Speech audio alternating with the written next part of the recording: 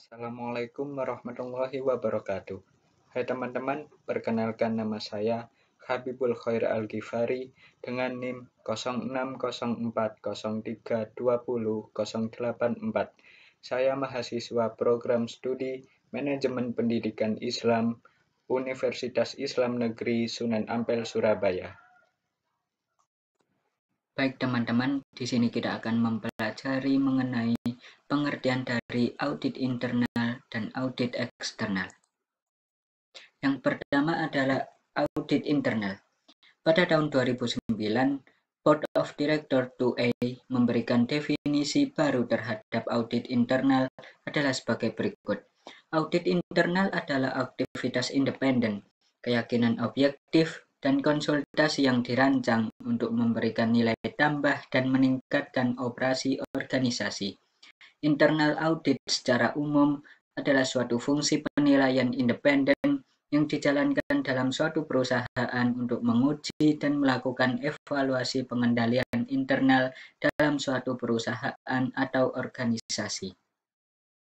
Kualitas internal audit yang dilakukan akan berhubungan dengan kompetensi dan objektivitas dari staf internal audit pada perusahaan tersebut. Tujuannya untuk memeriksa, mencakup pula pengembangan pengawasan yang efektif dengan biaya yang wajar.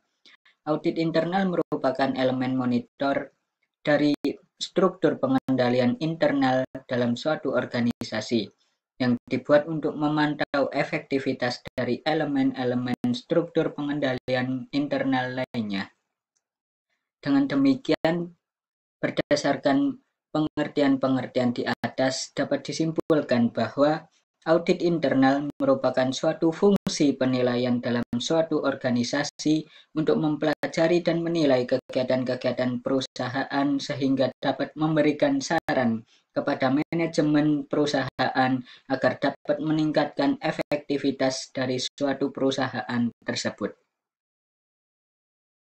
Yang kedua ada audit eksternal.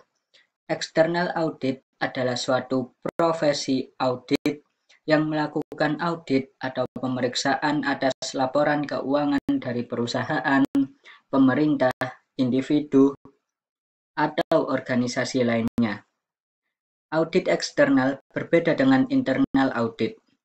Tanggung jawab utama dari internal audit adalah menilai strategi dan praktek manajemen yang beresiko terhadap perusahaan, kerangka kerja pengendalian manajemen termasuk teknologi informasi di dalamnya, dan proses government dari perusahaan itu tadi. Yang kedua, internal audit tidak memberikan pendapat atas laporan keuangan perusahaan. Peran utama eksternal auditor adalah untuk memberikan pendapat apakah laporan keuangan bebas dari salah satu material. Secara normal, eksternal auditor mereview prosedur pengendalian teknologi informasi saat menilai pengendalian internal atas keseluruhan. Selanjutnya yaitu tujuan dari auditing.